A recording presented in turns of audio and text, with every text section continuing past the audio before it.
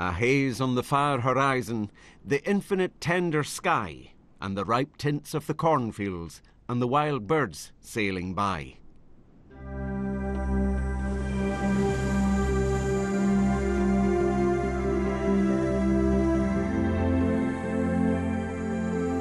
Situated between the two northern archipelagos of Orkney and Shetland is Fair Isle.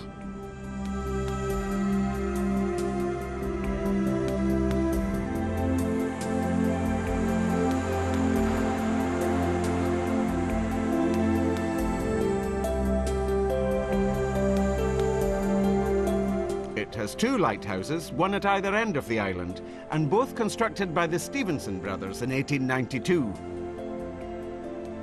According to a list of shipwrecks compiled by a native of Fair Isle, these lighthouses were desperately required. The record names over 50 vessels that were lost around these shores in the 200-year period up till 1937. The island's coastline is rocky and precipitous.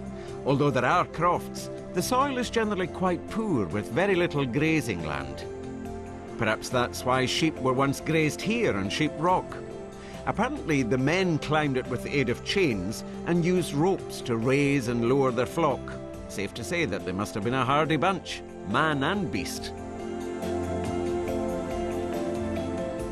Today's Fair Isle community is pretty secure, although just 50 years ago it was feared that the island would be depopulated. Ornithologist George Watterson went some way to preventing this by establishing a bird observatory here in 1948. Fair Isle is now in the care of the National Trust. The island is renowned for its exceptional bird life. More species have been recorded here than anywhere else in Britain.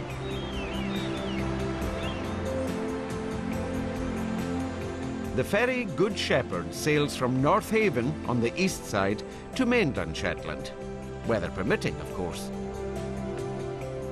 Although this small harbour is sheltered, the waters beyond can often be treacherous.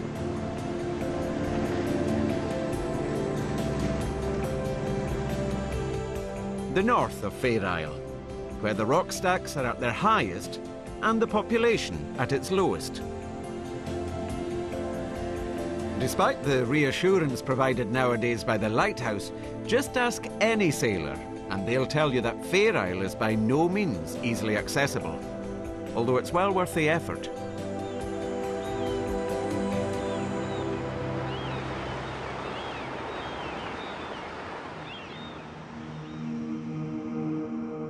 The best approach to Shetland is by air.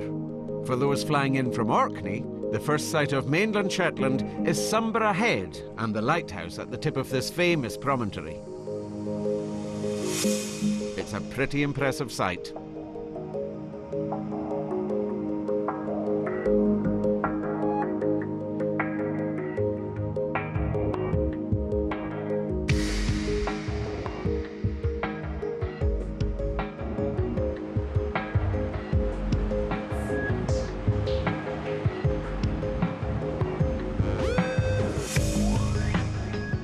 Close to Sombra Airport is one of the region's most significant archaeological sites. It was discovered, as was Skara Brae in Orkney, after severe storms swept away the sand that had hidden it for so long. Here in Jarlshof, 3,000 years of history are contained in just one site. There are huts dating from the Bronze Age, earth houses from the Iron Age, a broch and wheel houses from the 1st to the 8th centuries, a variety of Norse longhouse remains from the 9th century, the foundations of a medieval farmhouse, and, as if that weren't enough, the walls of a 16th century dwelling. Across the sound from mainland is the small island of Musa. It's uninhabited today. Musa does attract plenty of visitors, however, many of whom are keen to view its Iron Age fort. It's remained unchanged since it was erected over 2,000 years ago.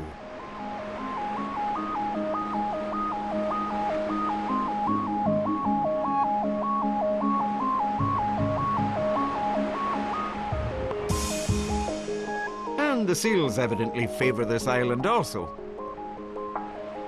On a warm summer's day, it's quite common to see more than 100 of them basking in the sun around the tidal pools.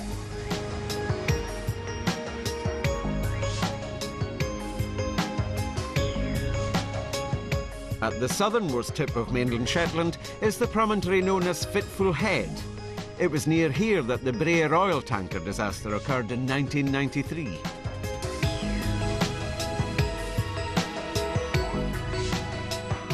In total, around 100 separate islands make up the archipelago of the Shetland Isles.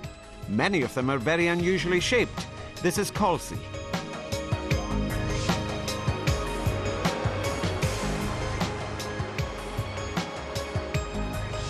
St Ninian's Isle, the island that isn't quite an island, as it were.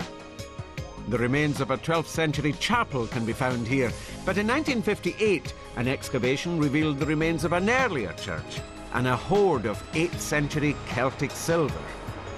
Proof once more that, in historical terms at least, each and every island has its own riches.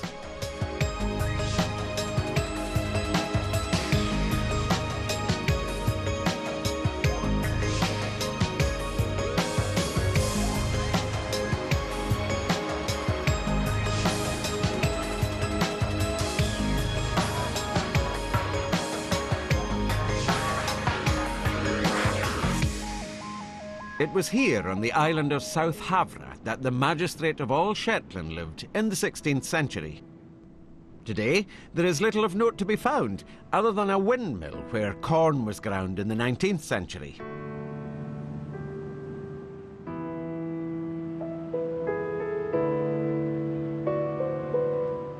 There were 8 families living in South Havre up until 1923. It's interesting to note exactly where they lived, on the very periphery of the island. This was apparently because they wanted to work the fertile ground here to its fullest potential.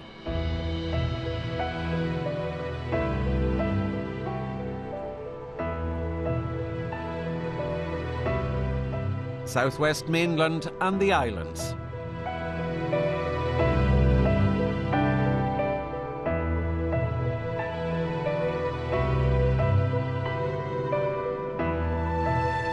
Mainland is now connected by bridges with the long, narrow isles of Trondra, Westbarra and Eastbarra. And this bridge takes us to Hamnavo.